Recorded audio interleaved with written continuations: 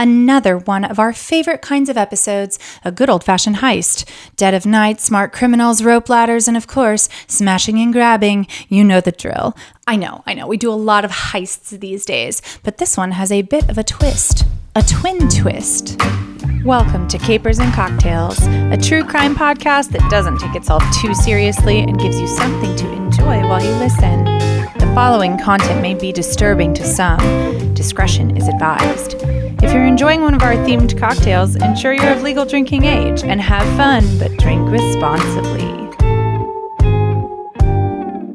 The Kaufhaus de Westens, which most people call the KaDeWe, is a famous department store in Berlin, Germany.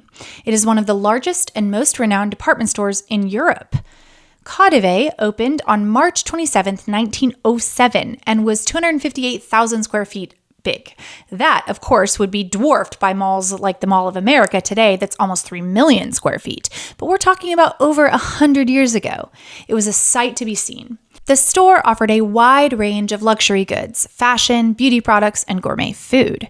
During World War II, actually, bombing from the Allies ruined most of the store. A shot-down American bomber crashed into it in 1943. Most of the store was gutted and it was closed. KaDeWe was rebuilt in 1950 and has expanded in the 70 years since. Today, it has over 650,000 square feet of retail space and is the second largest department store in Europe after Harrods in London. It attracts 40 to 50,000 visitors every day. It's known for its upscale shopping experience and has become a symbol of Berlin's vibrant retail culture.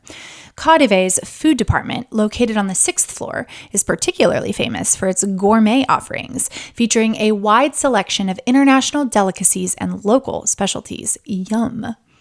In the pre-dawn hours of Sunday, January 25, 2009, thieves in ski masks scaled the wall and made their way onto a second-floor awning at KaDeWe and then onto the roof.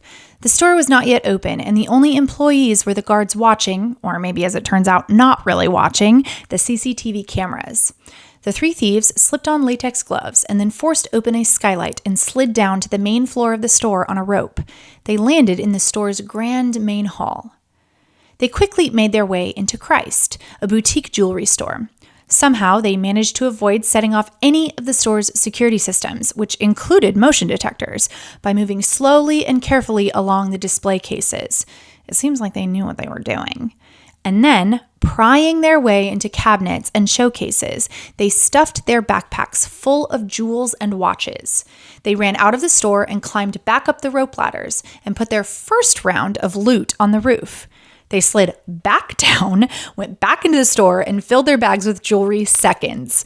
They climbed back up those rope ladders and made it out of the building without being detected. Their haul reportedly worth $6.8 million. The break-in wasn't even discovered until the next day, Monday morning. Christ offered a reward of $126,000 for the return or recovery of the jewels, and the investigation began.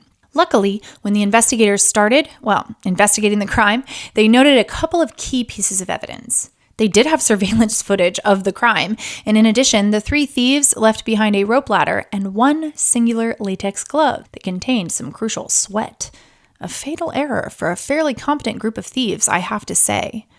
The crime itself captivated the people of Berlin and made front-page news all over the country. Remember, KaDeWe is iconic in Germany and beyond, and the way those guys managed to snag all of the jewels was really, truly Hollywood-esque. A robbery like that had never been seen at that mall in its 100 years of existence, both in daring and in scale. Petra Flodenhofer, the store's spokesperson, would say, quote, "There's no comparable crime in the store's history," end quote. Less than a month later, on February 11, 2009, acting upon the evidence, and specifically the DNA evidence found in the singular glove, officials arrested 27-year-old Abbas O and 27-year-old Hassan O.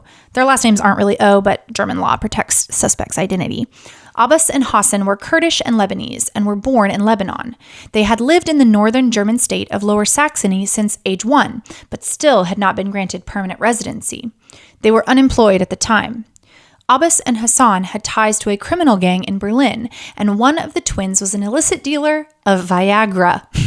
The two were arrested in Lower Saxony after DNA evidence matched both men, who were in the system because of criminal records held by both men for theft and fraud. But wait, Jessica, you said one glove, right? How did the DNA evidence match both men with one glove? No, they did not share the glove. They share their genetic markers. Unfortunately for investigators, and fortunately for Abbas and Hassan, investigators were surprised to learn that not only were the two brothers, but they were twins. The DNA evidence actually matched both men. Okay, let's talk identical twins. Identical twins are also known as monozygotic twins. They result from the fertilization of a single egg that splits in two. If you didn't already know, identical twins do have nearly identical DNA. Now, it's not 100% the same. They do share the same genetic makeup, but small genetic differences can occur due to random mutations. These differences are rare but can accumulate over time, leading to some genetic variation between identical twins. However, rules of German criminal procedures, at the time at least, did not allow the most advanced DNA tests that might be able to differentiate between identical twins. So they were all but indistinguishable genetically. After finding this out, investigators likely headed to the pub for a beer. Because of that, we're going to make one of the only beer drinks I can stomach, the Radler. When I traveled to Germany in 2008, I have to say I was not prepared for the amount of beer that I encountered. And I have never been much of a beer drinker. Okay, I'm not a beer drinker at all. So one of the ways that I was able to make it in Germany was to ask for a Radler instead of straight beer. And while it definitely still tastes like beer, it's a little sweeter, so I was able to survive. And it is truly a refreshing summer drink and was created by a 1920s German innkeeper named Franz Kugler. Legend has it that a group of bicyclists arrived at his tavern after riding through the Bavarian countryside. They were all parched, thirsty for beer, but as Franz looked around, he realized he didn't have enough. To stretch the supply and quench the thirst of all the cyclists, Franz added some sparkling lemonade to the beer, calling it a Radler, which is the German word for cyclist. And a new cocktail was born. An easy one to make too. For the cocktail, mix German beer and lemonade or lemon soda in equal parts. For the mocktail, mix a non-alcoholic beer and lemonade or lemon soda in equal parts. Easy peasy, yes, you guessed it, lemon squeezy. Both brothers were charged with burglary, which carried a maximum sentence of 10 years in prison. Both refused to cooperate at all with officials. Hassan's lawyer, Axel Weimann, said, quote, "Those who remain silent are not necessarily covering up their guilt, but rather simply making use of their constitutional rights," end quote. No further evidence was recovered, the loot remained undiscovered, and no other people were arrested. By mid-March, German police released Abbas and Hassan before the case could even come to trial. They determined that there was absolutely no way to figure out whose DNA was in that glove and predicted that each brother would simply blame the other one if the case went to trial. A court statement would say, quote, "From the evidence we have, we can deduce that at least one of the brothers took part in the crime, but it has not been possible to determine which one," end quote. The twins told a Berlin paper, quote, "We are proud of the German legal system and grateful," end quote. Yeah, I bet they are. The statute of limitations for burglary in Germany is 10 years. So at this point, Abbas and Hassan O can't be arrested or charged, even if they are the ones who committed the crime. The retail group that owns KaDeWe declared bankruptcy in early January 2024. The KaDeWe group said, quote, "Exorbitantly high rents in Berlin make it almost impossible to operate profitably in the long term," end quote. They are optimistic, however, about the future of the store.